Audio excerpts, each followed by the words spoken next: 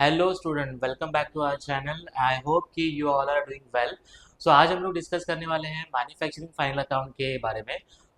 जैसे कि ये टॉपिक आपको अकाउंट्स में इसलिए दिया है कि कहीं पे भी अगर आप आगे जाके कहीं पे भी आप जॉब पे जा रहे हो, आप कहीं पे अपने आफ्टर आपका ग्रेजुएशन आपने कहीं पे भी जॉब स्टार्ट किया, तो आपको ऑब्वियसली कुछ ऐसे फर्म्स रहेंगे कि जिनका मैन्युफैक्चरिंग बिजनेस रहेगा।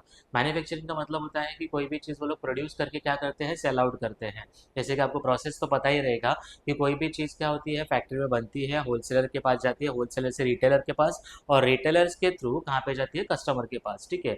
तो जो भी ऐसा इंडस्ट्री है, से फॉर एग्जाम्पल कि सपोज कीजिए कि ये एक पेन है, ये पेन को बनाने का भी एक फैक्ट्री हो सकता है, बट ऑब्वियसली ये फैक्ट्री के भी कुछ ना कुछ तो खर्चे वगैरह रहेंगे। तो इन सारे चीज़ों को आपको एक ही अकाउंट में डाल के उसका फाइनल अकाउंट किस तरीके से करना है, ये आज हम लोग ये टॉपिक में सीखेंगे। So manufacturing final account is nothing but कि final account of manufacturing concern, जो जो बिजनेस मैन्युफैक्चरिंग का बिजनेस कर रहे हैं, राइट, तो उनका फाइनल अकाउंट किस तरीके से होना चाहिए वो अपने को देखना है आज। ठीक है। बेसिकली अगर देखा जाए तो जैसे कि आप नॉर्मल फाइनल अकाउंट जैसे करते हो, जिसमें trading, profit and loss and balance sheet, ये तीन वो जो आप लोग प्रिपेयर करते हो, सेम उसी तरीके का trading, PNL and balance sheet इसमें बनेगा। लेकिन जैसे कि ये आपका फाइनल अकाउंट नॉर्मल वाला फाइनल अकाउंट नहीं है, आप टॉपिक देख सकते हो कि मैन्युफैक्चरिंग फाइनल अकाउंट है, राइट। सो कुछ ना कुछ तो ऐड ऑन हो चुका है इसमें। जैसे कि आप कहीं पे भी अगर किसी होटल में गए और आपने अगर डोसा ऑर्डर किया, आई होप कि आपको पसंद रहेगा शायद। सो प्लेन डोसा आता है, सादा डोसा आता है, राइट। तो उसी तरीके का जो आपका बेसिक फाइनल अकाउंट है वो आपका सादा डोसा होता है, राइट। उसके बाद आप चीज़ डोसा, बटर डोसा, मसाला डोसा, मैसूर डोसा, राइट ना। तो ऐसे सब आप ऑर्डर करते हो। तो उसी तरीके का फाइनल अकाउंट में बहुत सारे टाइप्स है। फाइनल अकाउंट होता है, डिपार्टमेंटल फाइनल अकाउंट होता है, मैन्युफैक्चरिंग फाइनल अकाउंट है, कंपनी फाइनल अकाउंट होता है। सो वेरियस टाइप ऑफ आपको फाइनल अकाउंट के टाइप्स आपको सीखने मिलेंगे। तो उसी प्रकार का ये जो आपका मैन्युफैक्चरिंग फाइनल अकाउंट है, इसमें आपको एक मैन्युफैक्चरिंग अकाउंट आपको प्रिपेयर करना पड़ता है, मैन्युफैक्चरिंग अकाउंट, राइट। तो सर इसमें क्या क्या आएगा, कौन से पोस्टिंग्स करने हैं। जैसे आपको फाइनल अकाउंट करने के टाइम पे ट्रायल बैलेंस दिया जाता है, उसी तरीके का आपको ट्रायल बैलेंस इसमें भी आपको दिया जाएगा। ठीक है। तो उन सब चीज़ों का पोस्टिंग आपको किस तरीके से करना है, क्या करना है, आइए आज पूरा डिस्कस करेंगे। सो बेसिकली वन लाइन में मैंने यहाँ पे मीनिंग आपको ड्रॉ करके दिया है। मैन्युफैक्चरिंग फाइनल अकाउंट का मतलब क्या होता है, accounting related to the manufacturing concerns. Okay. जो भी बिजनेसेस मैन्युफैक्चरिंग का बिजनेस कर रहे हैं, प्रोडक्शंस वगैरह कर रहे हैं, तो उनका जब आप फाइनल अकाउंट करोगे, राइट, तो फिर उसको क्या बोलेंगे, मैन्युफैक्चरिंग फाइनल अकाउंट। तो यहाँ पे आपको ट्रांजैक्शन कौन से रिकॉर्ड करने हैं, all the transaction relating to the manufacturing are recorded. मतलब कि ये वाले फाइनल अकाउंट में जितना भी आपका मैन्युफैक्चरिंग के रिलेटेड, मतलब कि प्रोडक्शन के रिलेटेड जो भी खर्चा होता है वो आपको सारा यहाँ पे दिखाना पड़ता है। अभी लेट सपोज करो ना कि मेरा कंपनी क्या करता है, ऐसे पेन्स बनाता है, राइट। तो ये पेन के लिए ये प्लास्टिक का मटेरियल लगेगा, ये नीट लगेगा, इसमें इंक वगैरह लगेगा, राइट ना। तो ये सारा मैं रॉ मटेरियल लेके आऊँगा, राइट। तो रॉ मटेरियल लाने के बाद उसके ऊपर प्रोसेस होगा। तो कुछ पेन्स ऐसे हैं जिसके ऊपर है ना काम आधा हो चुका है, आधा बाकी है। सपोज करो कि पेन तो बन गया, लेकिन उसका ना टोपन जो बोलते हैं हम लोग, वो नहीं बना हम लोग ने, राइट। तो उसके ऊपर आधा काम हो चुका है, आधा काम होना बाकी है, राइट। तो ऐसे कुछ प्रोडक्ट होते हैं, उनको बोलते हैं WIP गुड्स, राइट, मतलब कि वर्क इन प्रोग्रेस, जिसके ऊपर आधा काम हो चुका है, आधा काम बाकी है। और उसके बाद होता है आपका फाइनल प्रोडक्ट, राइट ना। तो जो फाइनल प्रोडक्ट आपका पूरा 100% रेडी होता है, उसको बोलते हैं हम लोग फिनिश गुड्स। सो ऐसे तीन टाइप के स्टॉक आपको इसमें दिखेंगे। एक रॉ मटेरियल का स्टॉक आपको इसमें दिखेगा, एक WIP का स्टॉक आपको इसमें दिखेगा, और लास्ट आपका फिनिश गुड का स्टॉक। ठीक है। तो इनका पोस्टिंग किस तरीके से होगा, कौन सा स्टॉक कौन से अकाउंट में जाएगा, ये सारा चीज़ हम लोग अभी डिस्कस करने वाले हैं। बेसिकली यहाँ पे जैसे कि आप लोग फाइनल अकाउंट में दो अकाउंट्स और एक स्टेटमेंट ड्रॉ करते हो, trading account, profit and loss account and balance sheet, उसी तरीके का आपको तीनों ड्रॉ करना है। लेकिन इसमें एक एडिशनल अकाउंट होगा जो कि आपका होगा मैन्युफैक्चरिंग अकाउंट। तो ये फॉर्मेट आपको पता चलने के बाद आराम से आप कोई भी सम सॉल्व कर सकते हो। आई होप कि आपको मैन्युफैक्चरिंग फाइनल अकाउंट का मतलब समझा रहेगा। ऐसा फाइनल अकाउंट, ऐसे बिजनेस का फाइनल अकाउंट जो बिजनेस क्या करता है, मैन्युफैक्चरिंग बिजनेस करता है, उसका हम लोग फाइनल अकाउंट के बारे में देख रहे हैं यहाँ पे। ठीक है।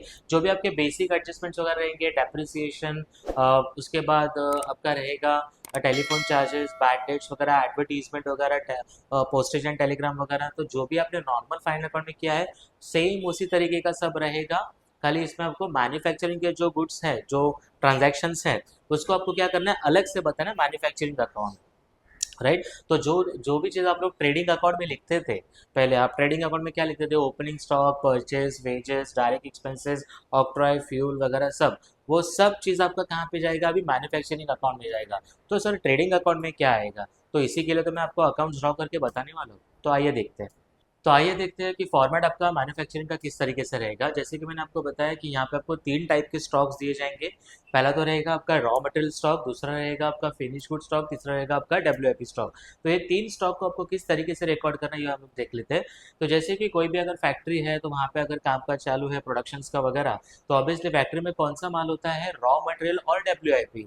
आफ्टर 100% कंप्लीशन क्या होता है, फिनिश गुड्स बाहर बेचा जाता है। ठीक है। तो हमेशा याद रखना कि आपके दोनों भी स्टॉक कहाँ पे रहेंगे, मैन्युफैक्चरिंग अकाउंट में ही रहेंगे। राइट। आपका रॉ मटेरियल और फिनिश गुड्स दोनों का भी ओपनिंग क्लोजिंग आपको कहाँ पे रिकॉर्ड करना है, मैन्युफैक्चरिंग अकाउंट में। तो सबसे पहला चीज देखो, यहाँ पे ओपनिंग स्टॉक हम लोग ने लिखा है, opening stock of raw material and WIP आपका कहाँ पे आएगा, मैन्युफैक्चरिंग अकाउंट के डेबिट साइड में आएगा।